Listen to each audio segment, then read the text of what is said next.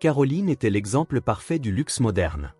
À 28 ans, elle avait réussi à bâtir un empire financier, héritant d'une fortune colossale de ses parents et la multipliant grâce à ses choix judicieux dans le monde des investissements et des entreprises technologiques. Elle vivait dans un penthouse spectaculaire au sommet d'un gratte-ciel dans le centre-ville, avec une vue imprenable sur la ville qui ne dormait jamais. Chaque détail de sa vie était réglé avec une précision presque maladive.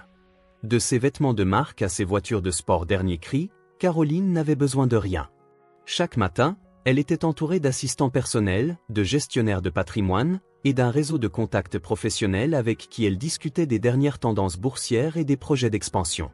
Son emploi du temps était toujours chargé, avec des réunions, des événements exclusifs et des soirées mondaines où elle était souvent la star, saluée et admirée par tous. Malgré sa richesse, Caroline ne ressentait pas de réelle satisfaction dans sa vie. Les biens matériels et les plaisirs superficiels semblaient avoir perdu leur éclat, comme si quelque chose manquait. Les conversations qu'elle avait avec ses amis et associés lui paraissaient parfois vides et futiles. Tout ce qui l'entourait semblait être une routine sans fin, un cycle ininterrompu de réussite et d'achat qui n'apportait pas de sens réel à son existence. Ce jour-là, en particulier, elle se sentait lasse de cette vie trop prévisible. Elle avait décidé de s'échapper un peu du tumulte de ses affaires pour respirer un air plus frais. La brise légère du printemps l'invita à sortir de son immeuble, loin des regards scrutateurs et des exigences de son monde. Elle se rendit donc dans un parc voisin, un endroit qu'elle fréquentait rarement, mais qui semblait offrir une rare tranquillité au milieu de la ville. Elle se baladait lentement, admirant la nature, les arbres qui bourgeonnaient de feuilles fraîches, et les enfants qui couraient en riant, un contraste frappant avec son quotidien de réunions sérieuses et de décisions financières impitoyables. Elle avait décidé de s'arrêter dans un café en plein air, un endroit simple où elle pouvait se détendre et prendre un café loin des engagements qui la poursuivaient constamment. Caroline s'assit à une petite table en terrasse, profitant d'un instant de calme dans ce parc verdoyant. Elle fixa le ciel d'un bleu parfait tout en observant les gens qui passaient, absorbée par la sensation inhabituelle de détente. Elle venait de commander une boisson de luxe, une concoction sucrée et fruitée de la marque la plus prisée de la ville. Elle savait que cette boisson avait été conçue pour être parfaite, pour apporter satisfaction à ceux qui pouvaient se l'offrir. Alors qu'elle s'apprêtait à porter le verre à ses lèvres, un cri soudain la fit sursauter. « Non, ne buvez pas !» La voix était forte, émotive, presque désespérée. Caroline baissa les yeux et aperçut un jeune garçon qui se précipitait vers elle. Il portait des vêtements usés et sa peau était marquée par la saleté, comme si le monde extérieur l'avait malmené. Son visage, pourtant jeune, semblait marqué par des années de lutte contre la vie. Il avait les yeux perçants, remplis de peur mais aussi d'une certaine détermination. Le garçon s'arrêta juste devant elle, ses bras tendus comme pour empêcher Caroline de porter la boisson à ses lèvres. Il était essoufflé, visiblement fatigué, mais son regard était intense. Caroline le regarda d'abord avec dédain. Un autre sans-abri, pensait-elle. Un de ceux qui, tout au long de la journée, se baladent dans les rues de la ville, s'adressant à tout le monde, criant parfois pour attirer l'attention. Elle le fixa, un peu irritée, puis, agacée par cette interruption impromptue, lui répondit sur un ton presque condescendant, « Que voulez-vous » Le garçon, bien que visiblement nerveux, n'hésita pas. « Vous ne comprenez pas, cette boisson, elle peut vous faire du mal. Ce n'est pas ce que vous pensez qu'elle est. » Il semblait passionné, comme s'il savait quelque chose qu'elle ignorait complètement, et sa voix tremblait d'une sincérité qui la fit frissonner, même si elle ne voulait pas l'admettre. Caroline se redressa et le regarda avec une expression de scepticisme. « Et vous, qu'est-ce que vous savez de cette boisson ? Vous n'avez même pas un toit sur votre tête. Comment pourriez-vous comprendre ce qui est bon pour moi ?» Sa remarque était un mélange de mépris et d'incompréhension. Elle ne pouvait pas imaginer que ce garçon, apparemment si éloigné de sa réalité, puisse lui donner des conseils sur quoi que ce soit. Le garçon, toutefois, ne sembla pas perturbé par ces mots. Il la regarda calmement, ses yeux pleins d'une sagesse inattendue pour son âge. « Je suis peut-être sans abri, mais je vois les choses différemment. J'ai appris à survivre, à comprendre ce qui se cache derrière les apparences. Et ce produit que vous tenez dans vos mains, il est empoisonné par tout ce qu'il contient. » Caroline hésita un instant. Il y avait quelque chose dans sa voix, dans son regard, qui l'empêchait de le repousser tout de suite. Elle n'avait jamais rencontré quelqu'un qui lui parlait ainsi, avec cette certitude. Les gens qu'elle côtoyait, même ses plus proches associés, avaient tendance à la flatter ou à éviter les confrontations. Mais ce garçon n'avait rien à perdre. Il disait ce qu'il pensait, sans aucune peur des conséquences. « Comment pouvez-vous savoir cela » demanda Caroline, intriguée mais toujours sur la défensive. « Je vous rappelle que vous êtes sans abri. Comment pouvez-vous comprendre quelque chose comme ça ?» Le garçon esquissa un léger sourire, mais ce sourire était plus celui de quelqu'un qui avait compris une vérité que d'un enfant perdu. « Je n'ai peut-être pas une maison ou une vie confortable, mais j'ai appris à observer, à écouter et à étudier. Les gens qui ont du pouvoir ne veulent pas que vous sachiez la vérité. Ils veulent que vous consommiez sans réfléchir. Mais ce produit, il est rempli de toxines, de produits chimiques qui détériorent petit à petit votre santé. C'est tout un système, un business. Et vous, vous êtes un maillon dans cette chaîne. » Le ton du garçon était ferme, comme s'il lui expliquait la vérité, une vérité que Caroline n'avait jamais voulu voir. C'était une vérité qu'elle n'avait jamais voulu entendre dans son monde doré où tout semblait parfait et contrôlé. Mais là, devant elle, cet adolescent sale et apparemment démuni, semblait plus éclairé qu'une partie des gens influents qu'elle connaissait. Caroline ne savait pas trop quoi penser de ce garçon. Elle s'était toujours entourée de gens qui la respectaient, qui répondaient à ses attentes, qui évitaient de lui poser des questions inconfortables. Mais ce garçon, un simple sans-abri apparemment sans grand avenir, osait remettre en question tout ce qu'elle croyait savoir. Il avait une assurance étrange, comme si la vérité qu'il portait était plus solide que tout le luxe qu'elle avait accumulé autour d'elle. Elle fixa le garçon, la boisson toujours entre ses mains, et d'un ton presque défiant, lui lança « D'accord, tu penses que c'est mauvais pour ma santé. Mais pourquoi devrais-je t'écouter ? Tu es juste un gamin qui erre dans les rues.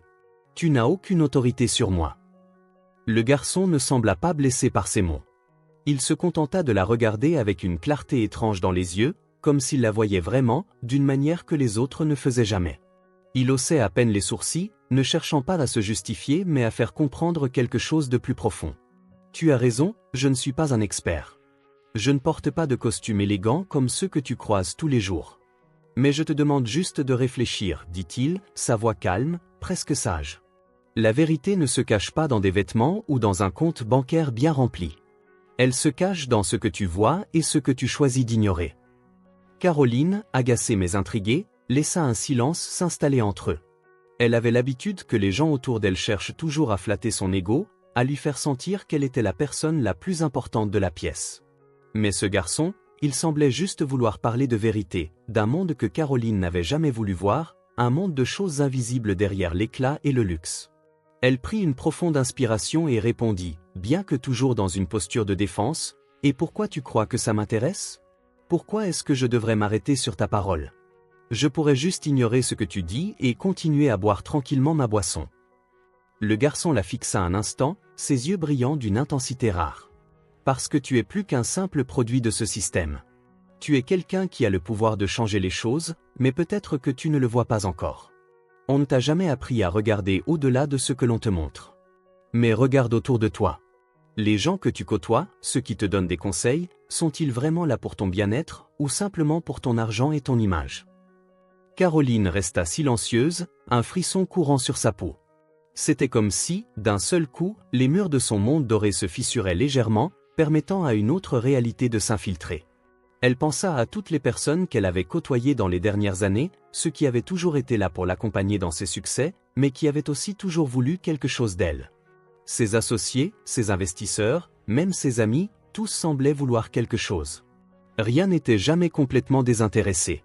« Tu parles comme si le monde entier était corrompu, dit-elle finalement, un peu déconcertée. Mais je vis dans ce monde. C'est comme ça que ça fonctionne. Je veux dire, tu ne peux pas juste arrêter de boire ton café parce qu'un inconnu te dit qu'il est mauvais pour toi. » Le garçon, comme s'il savait exactement ce qu'elle allait dire, baissa la tête un instant, puis la releva. « Non, tu as raison. Peut-être que tu ne peux pas changer le monde d'un coup. Mais tu peux commencer par changer ta propre vision des choses. Parfois, tout commence par un simple geste, remettre en question ce qu'on nous vend, ce qu'on nous fait croire. Et ce n'est pas juste pour toi. C'est pour tout le monde. Parce que tout le monde autour de toi, tes employés, tes proches, même ceux que tu crois avoir sous contrôle, sont aussi sous l'influence de ce même système. » Caroline sentit une étrange gêne l'envahir. Ses doigts serrèrent le verre entre ses mains. Elle voulait se lever, partir, oublier cette conversation dérangeante et retourner à sa vie habituelle. Mais quelque chose, une étincelle de curiosité, la retenait. C'était comme si le garçon avait planté une graine dans son esprit, une graine qu'elle n'arrivait pas à ignorer. Tu as raison sur un point, dit-elle lentement, en regardant le garçon. Peut-être que je n'ai jamais pris le temps de vraiment réfléchir à ce que je consomme, à ce que j'accepte sans poser de questions. Peut-être que tout ce luxe, tout ce confort, m'a fait oublier ce qu'il y a sous la surface. Mais je ne sais pas par où commencer. Le garçon sourit légèrement, comme si c'était exactement ce qu'il espérait entendre. C'est un bon début, d'admettre que tu n'as pas toutes les réponses. C'est peut-être la première étape vers une vie différente. Ce n'est pas une solution facile, mais c'est un commencement. Caroline le regarda, un mélange de scepticisme et d'admiration dans les yeux. Qui aurait cru que ce garçon sans abri, qui semblait avoir si peu, pourrait en réalité offrir plus de sagesse que tous les experts qu'elle côtoyait chaque jour. Caroline s'était laissée imprégner par les paroles du garçon, mais elle n'avait toujours pas complètement pris la mesure de ce qu'il avait dit. Les quelques minutes passées en sa compagnie étaient devenues une étincelle dans son esprit, un feu difficile à ignorer. En silence, elle s'assit, le regard perdu dans ses pensées, tout en observant le garçon qui se tenait là, comme s'il était prêt à la guider à travers une porte qu'elle n'avait jamais remarquée. Mais comment tout cela pourrait-il être vrai, pensa-t-elle, un peu perdue. Tout ce que j'ai construit, tout ce que j'ai connu, est-il une illusion? Le bruit de la ville autour d'elle semblait soudainement lointain, comme si la réalité de son propre monde s'était éloignée, et qu'elle était en train de regarder au loin, au-delà des gratte-ciel et des vitrines étincelantes. Le garçon ne semblait pas pressé de partir. Il restait là, attendant patiemment, comme s'il savait que la question centrale venait juste de germer dans l'esprit de Caroline. Elle tourna son regard vers lui, les yeux un peu plus ouverts, comme si elle venait de comprendre l'importance de cette rencontre. « Alors, qu'est-ce que tu suggères ? Qu'est-ce que je fais maintenant ?» demanda Caroline d'une voix qui, bien qu'encore empreinte de scepticisme, montrait une curiosité nouvelle. Elle n'avait jamais ressenti une telle envie d'apprendre de quelqu'un qui n'était pas dans son cercle habituel. Cette sensation était étrange, presque inconfortable, mais en même temps, elle lui offrait un souffle de liberté. Le garçon la regarda longuement avant de répondre, comme s'il pesait soigneusement chaque mot. « Tu dois commencer par te détacher de ce que tu crois être ta réalité. Ce que tu vois autour de toi, ce que tu as, c'est tout un système qui nous pousse à consommer, à accumuler, à nous comparer. Et il nous fait oublier ce qui est vraiment important, la vérité, l'intégrité, et surtout, la santé. Pas seulement physique, mais mentale et spirituelle. Ce que tu tiens dans tes mains, ce n'est qu'un reflet de ce système. Peut-être que toi, tu ne le vois pas encore, mais cette boisson, elle ne te nourrira pas. Elle ne t'apportera pas ce que tu cherches au fond de toi. » Caroline resta un instant silencieuse. Ses mains tremblaient légèrement, comme si elle se sentait soudainement vulnérable. Elle regarda la boisson, presque comme si elle la voyait pour la première fois. Tout d'un coup, elle n'avait plus envie de la boire. Le goût de l'indulgence qu'elle avait ressenti quelques minutes auparavant semblait devenu amer, déconnecté de tout ce qu'elle était en train de découvrir. « Et comment savoir ce qui est vrai, alors ?» murmura-t-elle presque pour elle-même. « Tout autour de moi est tellement brillant, tout semble si parfait. Comment distinguer ce qui est réel de ce qui ne l'est pas ?» Le garçon répondit avec calme, « Commence par te demander pourquoi tu fais les choses. Pourquoi tu choisis certaines choses. Si tu le fais par habitude, parce que c'est ce qu'on attend de toi, ou parce que tu crois que c'est ce qui va te rendre heureuse. La réponse viendra peut-être petit à petit, à mesure que tu te déconnectes de ce que le monde essaie de te vendre. La vraie liberté réside dans le fait de ne pas être esclave des illusions. » Caroline sentit une vague de compréhension, mais aussi d'angoisse. Se détacher des illusions? Comment pourrait-elle y parvenir quand tout ce qu'elle avait connu depuis des années reposait sur cet empire qu'elle avait construit? Les réunions d'affaires, les décisions financières, la recherche constante de nouvelles acquisitions, tout cela faisait partie de son identité. Elle avait l'impression que chaque aspect de sa vie était comme un puzzle, et que ce garçon, cet inconnu, venait de détruire une partie de l'image qu'elle avait soigneusement composée. Pourtant, dans une partie d'elle-même, un changement était en train de se produire. Elle n'était plus cette Caroline qui s'accrochait à chaque détail matériel, à chaque dollar qu'elle pouvait gagner. Non, elle sentait en elle une force nouvelle, une curiosité qui la poussait à regarder plus loin, à chercher ce qui se cachait derrière la brillance des choses. Elle leva enfin les yeux vers le garçon. « Je crois que je commence à comprendre. Je suis tellement absorbée par tout ce que j'ai autour de moi que je ne vois plus les choses essentielles. Mais il faut plus que de simples mots pour changer, il faut une vraie prise de conscience, un travail constant. Je ne peux pas simplement abandonner tout ce que j'ai construit, pas sans comprendre ce qui me manque vraiment. » Le garçon sourit, et cette fois, Son sourire était empli de bienveillance. C'est un bon début. La prise de conscience est la première étape. Tout le reste suivra, à son rythme. Le changement vient en toi et non de l'extérieur. Caroline regarda autour d'elle, mais d'une manière différente cette fois. Elle n'était plus cette milliardaire brillante, cette reine du monde économique. Elle était une personne, tout simplement, face à une réalité plus vaste que tout ce qu'elle avait connu jusqu'ici. Un léger vent soufflait, et elle se sentit, pour la première fois depuis longtemps, réellement libre. « Merci » dit-elle lentement. « Je ne sais pas ce qui se passera ensuite, mais je vais essayer de changer ma manière de voir les choses. Peut-être qu'un jour, je pourrai comprendre ce que cela signifie vraiment, de vivre avec sens. » Le garçon hocha la tête, son regard toujours rempli de sagesse. « Je crois que tu es déjà sur le bon chemin. » Alors qu'il s'éloignait, Caroline resta un moment là, dans ce parc, à regarder sa boisson abandonnée. Le monde autour d'elle semblait soudainement plus vaste, plus complexe, mais aussi plus beau. Et elle savait que cette rencontre allait transformer sa vie d'une manière qu'elle n'aurait jamais pu imaginer auparavant. Les jours qui suivirent cette rencontre inattendue, Caroline n'arrivait pas à se détacher de la conversation qu'elle avait eue avec le garçon. Chaque fois qu'elle se retrouvait dans ses bureaux, entourée de l'odeur des papiers, du bruit des appels téléphoniques, des réunions sans fin, elle sentait cette petite voix dans sa tête qui lui murmurait, lui rappelait, il y a un autre chemin.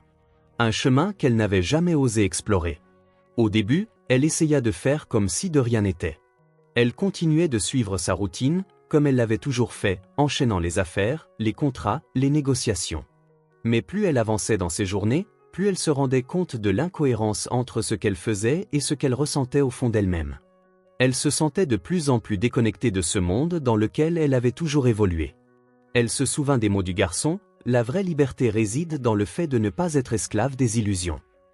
Chaque fois qu'elle passait devant un centre commercial de luxe ou qu'elle signait un contrat pour un nouvel investissement, elle ressentait une sorte de vide, comme si tout cela n'avait plus de sens. Ce qui l'avait jadis rempli de satisfaction semblait désormais l'éloigner de la vérité. Le premier geste qu'elle fit pour changer fut petit, mais symbolique. Un matin, en se levant, elle décida de jeter la boisson qu'elle avait achetée cette journée-là. Elle ne se contenta pas de la jeter dans une poubelle, elle la posa doucement dans le recyclage, comme une forme de rituel, un acte symbolique d'abandonner cette part d'elle-même qu'elle croyait avoir besoin. Ce geste simple marqua pour elle un premier pas vers un mode de vie plus conscient. Caroline commença aussi à s'interroger sur sa propre consommation. Elle se rendit compte que beaucoup des produits qu'elle achetait ne lui apportaient rien de substantiel, si ce n'est une illusion temporaire de bonheur. La collection de vêtements de créateurs, les voyages à des destinations exclusives, les dîners dans des restaurants haut de gamme, tout cela semblait soudainement dérisoire. Mais la question qui la tourmentait alors était, comment revenir à une vie plus simple sans tout perdre ? Elle décida de prendre un week-end pour se retirer dans un petit village éloigné, loin des distractions de la ville. Ce week-end-là, elle passa son temps à marcher dans la nature, à parler avec les habitants locaux, à observer les gestes simples et sincères des gens qui l'entouraient. Il n'y avait pas de discussion sur le dernier investissement à réaliser, ni sur les chiffres de croissance des entreprises. Les conversations étaient axées sur des sujets profonds mais simples, la famille, la santé, la communauté. Ce fut lors d'une de ces conversations avec une vieille femme, la propriétaire d'une petite boutique de produits artisanaux, que Caroline se rendit compte de l'étendue de sa transformation intérieure. Cette femme, bien que modeste et vivant dans une maison simple, avait une sérénité qui contrastait avec la vie de Caroline. « Tu sais, lui dit la vieille femme en lui offrant un thé chaud, la richesse, ce n'est pas ce que tu accumules, mais ce que tu partages. » Ces mots résonnèrent profondément en Caroline, qui se rendit compte qu'elle avait passé une grande partie de sa vie à accumuler des choses, des biens matériels, des succès professionnels, tout cela dans le but de se prouver quelque chose à elle-même et au monde. Mais rien de tout cela ne comblait réellement le vide qu'elle ressentait au fond d'elle. Les biens matériels, aussi luxueux soient-ils, ne pouvaient pas offrir ce que l'humanité, la sincérité et les liens humains pouvaient offrir. De retour chez elle, Caroline se sentit prête à faire des changements plus significatifs. Elle commença par se concentrer sur les relations humaines qu'elle avait négligées pendant des années, ses anciens amis, sa famille, des personnes qu'elle avait perdues de vue à cause de son rythme effréné. Elle leur consacra du temps, sans arrière-pensée, juste pour être présente, partager des moments vrais. Mais l'impact de son changement ne s'arrêta pas là. Caroline réalisa que si elle voulait vraiment changer, il fallait aussi que son entreprise reflète ses nouveaux principes. Elle commença par revoir ses méthodes d'investissement, en privilégiant des projets qui avaient un impact social ou environnemental positif. Elle se rapprocha d'initiatives locales, soutenant des entreprises qui œuvraient pour le bien-être de leur communauté, sans chercher un profit immédiat. La transformation de Caroline se fit sentir dans toutes les sphères de sa vie. Ses employés commencèrent à remarquer un changement chez elle, non seulement dans ses décisions professionnelles, mais aussi dans la manière dont elle interagissait avec eux. Elle devenait plus humaine, plus empathique. Elle comprit que son pouvoir ne résidait pas dans l'argent qu'elle possédait, mais dans la capacité qu'elle avait à influencer positivement les vies des autres. Quelques mois plus tard, elle retourna dans le même parc où elle avait rencontré le garçon. Cette fois-ci, elle ne se sentit plus supérieure ou en contrôle. Elle se sentait humble, reconnaissante, pleine de gratitude pour cette rencontre qui avait changé sa vision du monde. Elle s'assit sur le banc, en attendant, espérant croiser à nouveau ce garçon. Mais cette fois-ci, elle n'attendait pas une réponse extérieure. Elle avait trouvé en elle-même une réponse qu'elle cherchait à l'extérieur. Et c'est là, dans ce même parc, qu'elle aperçut enfin le garçon. Il était là, au loin, marchant dans la direction opposée.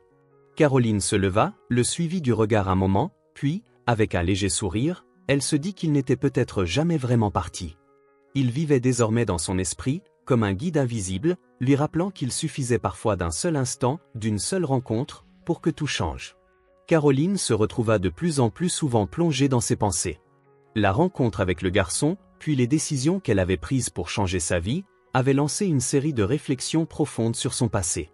Chaque instant de sa vie semblait maintenant être une clé potentielle pour comprendre son présent. Elle réalisait qu'elle n'avait pas seulement agi sur des impulsions récentes, mais que cette transformation venait d'une quête silencieuse qu'elle nourrissait depuis longtemps, bien avant de rencontrer ce garçon dans le parc. Mais il y avait encore une partie d'elle qui n'était pas totalement en paix. Bien que ses actions fassent écho à un changement intérieur réel, un poids restait dans son cœur, un poids qu'elle n'avait pas encore abordé. Cela avait à voir avec son passé, ses choix qui l'avaient menée jusqu'ici, ses erreurs et les personnes qu'elle avait laissées derrière elle dans sa course effrénée vers le sommet. Ce qui la tracassait particulièrement, c'était sa relation avec son père. Elle se souvenait encore de leur dernière conversation, bien des années auparavant. Il avait toujours été un homme simple, un homme de principe, qui croyait dans l'importance de l'intégrité, de la famille et de la modestie. Mais pendant toute sa jeunesse, Caroline l'avait rejeté, pensant qu'il était trop conservateur, trop vieux jeu, et surtout qu'il ne comprenait pas les exigences du monde moderne des affaires. Elle se remémorait ces moments où elle refusait d'écouter ses conseils, où elle poursuivait ses rêves d'acquisition, de pouvoir et de succès. « Tu finiras par te perdre dans tout ça », Caroline lui avait dit son père, un jour, d'une voix pleine de sagesse. Elle n'avait pas compris à l'époque. Elle l'avait ignoré, pensant que ses idées étaient démodées. Mais aujourd'hui, en rétrospective, elle savait que son père avait raison. Il avait vu ce qu'elle ne pouvait pas voir. Et maintenant, en cherchant à revenir à l'essentiel, elle se rendait compte qu'il était devenu une figure centrale dans ses réflexions. Elle ressentait le besoin urgent de le revoir, de lui parler, de réparer cette fracture dans leur relation. Mais elle n'avait pas osé jusqu'alors. Elle savait que pour se réconcilier avec lui, il ne suffisait pas de dire des mots, mais de lui prouver par des actions qu'elle avait évolué, qu'elle comprenait enfin ses enseignements. Un samedi après-midi, après plusieurs jours d'hésitation, Caroline prit son téléphone et composa son numéro. Son cœur battait fort alors qu'elle attendait qu'il décroche. Lorsqu'elle entendit sa voix familière, elle sentit un soulagement étrange, comme si un poids se levait immédiatement. « Papa, c'est Caroline, dit-elle, sa voix tremblante. Je voulais te parler. J'ai beaucoup réfléchi, et je suis désolée pour tout le temps que j'ai perdu, tout ce que j'ai ignoré de toi. J'aimerais te voir, si tu es d'accord. » Il y eut un silence au bout du fil, et puis la réponse de son père, douce et calme, arriva. « Je t'attendais, ma fille. On a tout le temps pour parler. Viens me voir quand tu veux. » Ces mots la touchèrent profondément. Elle savait qu'il ne lui en voulait pas, mais qu'il était content de la voir revenir vers lui, prêt à l'accepter, peu importe la distance qu'elle avait mise entre eux. Quelques jours plus tard, Caroline prit un train pour la petite ville où son père vivait. C'était un endroit tranquille, sans l'agitation des grandes métropoles. Il habitait une maison modeste, en dehors de tout ce qui pouvait ressembler à l'univers dans lequel elle vivait désormais. Lorsqu'elle arriva chez lui, il l'accueillit comme si le temps ne s'était jamais écoulé, comme si elle n'avait jamais été loin. Ils s'assirent dans le jardin, un endroit qu'elle n'avait pas vu depuis des années. Le vent soufflait doucement, apportant avec lui l'odeur de la terre et des fleurs. Caroline se sentit instantanément apaisée. Mais il y avait encore tant à dire. « Papa, commença-t-elle avec une voix pleine d'émotion, je t'ai tant négligé, et pourtant, tu avais toujours raison. J'ai perdu de vue ce qui était important. J'ai sacrifié l'essentiel pour des choses qui n'en valaient même pas la peine. Son père la regarda longuement, sans juger, simplement en écoutant. Caroline, dit-il finalement, il n'est jamais trop tard pour revenir sur son chemin. Tu as pris des décisions qui t'ont conduite où tu es aujourd'hui, mais cela ne définit pas ton avenir. Ce qui est important, c'est de comprendre que le vrai trésor, c'est l'amour, la famille et le respect de soi. Tout le reste, c'est du vent. Les paroles de son père frappèrent Caroline comme une vérité fondamentale. Elles résonnaient profondément en elle, comme un écho à ce qu'elle avait appris ces derniers mois. Il lui semblait que ces mots, simples mais puissants, venaient compléter tout ce qu'elle avait commencé à découvrir au sujet de sa vie. Ils passèrent l'après-midi à discuter de tout et de rien, rattrapant les années perdues. Caroline se sentait en paix, comme si, après des années d'errance dans un monde de faux repères, elle avait enfin retrouvé une vraie boussole. À la fin de la journée, avant de partir, elle serra son père dans ses bras. « Merci, papa. Je t'aime. » Il lui sourit, un sourire rempli de sagesse et d'amour. « Je sais, ma fille. Et sache que peu importe où tu vas, tu emporteras toujours avec toi les vraies valeurs qui comptent. Ne les oublie jamais. » Caroline rentra chez elle cette nuit-là, son cœur plus léger. Elle savait désormais que sa transformation n'était pas seulement une question de choix extérieurs, mais aussi de réconciliation avec son passé. Elle avait renoué avec une partie d'elle-même qu'elle avait longtemps ignorée. Et cette paix intérieure était la base de tout ce qu'elle avait à accomplir désormais. Avant de partir, dites-nous d'où vous regardez cette vidéo dans les commentaires. Et si vous avez apprécié cette histoire, n'oubliez pas de vous abonner à la chaîne et d'activer la cloche pour ne rater aucune de nos prochaines vidéos. Nous publions 2 vidéos par jour, à 10h et à 18h30 et ce tous les jours.